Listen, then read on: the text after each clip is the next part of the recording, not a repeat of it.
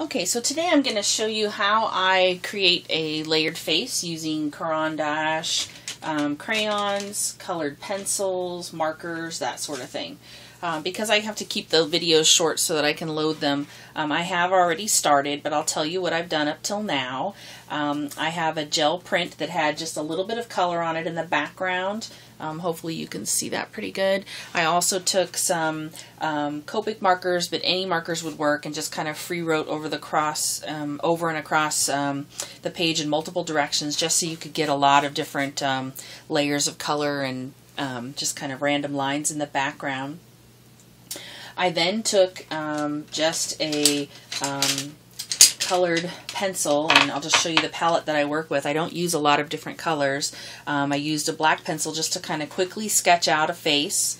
And then I used a bluish tinted pencil to give me just a little bit of opaque color under the cheekbones, at the temples, the corners of the eyes, along the hairline. Also at the bottom of the lip, around the base of the nose, and down in the neck area.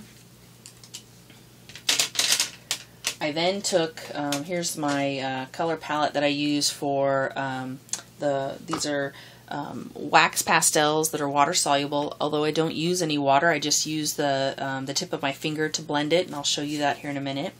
I mostly use a cool and a warm. I've played with various shades of blues and grays, pinks, and purples. Those work nicely together. I've also done it with green and orange. You just basically need two shades, at least I like two shades, for some of the shading. And then you need a couple colors for lips and cheeks if you're doing, kind of a very dramatic makeup look. I tend to do that a lot. And then I have just a salmon colored crayon and a white crayon, and I use these. These are probably the two that I replace the most. The rest, they take forever. I don't hardly ever run out of those. But anyway, so what I've done so far is I've used the colored pencil around the edge of the face in the areas that need the most shading. With the pencil first, I do that because I want it to be kind of opaque in those areas. It gives me more depth in the final piece.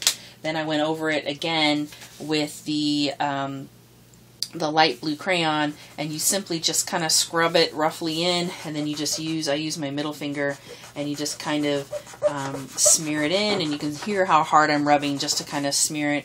And I do that in all of the areas where there is a lot of shading on a face. And if you don't know where those places are, I would suggest studying some magazines.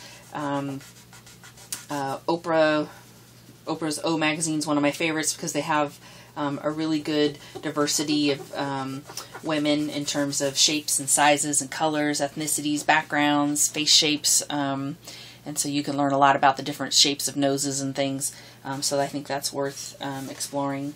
I then also did take the white crayon and started to highlight where all those areas are, and I'll just point those out to you. I tend to do kind of a big triangle under each eye, which will be kind of smoothed out, and you won't even really notice that it's there in the final piece. There's also a kind of an arrow shape down the center of the nose. And I'm just doing this quickly so you can kind of see what I've done so far. There's kind of a big, vague, blotchy splotch across the forehead. There's almost always a big kind of highlight on the lip. I tend to do that. There's a highlight down in the chin area, so I'll make sure that that gets there. The cheekbones can be highlighted. Another thing you can do if you've not done a lot of faces or you're intimidated by faces is just look on YouTube and do makeup application videos. You'll find a lot of them, and you'll really see how people carve cheekbones and that sort of thing. It'll help you see where the highs and low spots are in the faces and how to bring out certain areas. For example, like the very top of the lip tends to have a little bit of a highlight, that sort of thing. Okay, so that gets me some basic highlighting, and I've used only blue and white so far. Now I'm going to use pink and go over those same areas because I want it to not be so cold.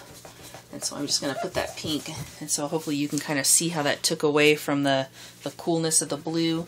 And I'm just going to quickly go around all those areas that I've already done. And what that does is kind of warm it up, and then when I start to apply the flesh color, it'll warm it up for me. And I am going to have to stop the video here in a minute because I want to make sure that I keep it under the time limit so I can not go over my size. But I will come back with a second video and a third if I need to finish up. I'm also doing just very lightly down both sides of the nose. And if you're intimidated by faces or you've been struggling with them, one thing I would suggest you do is try drawing faces that aren't completely straight on. I found I had a hard time with noses, especially at first.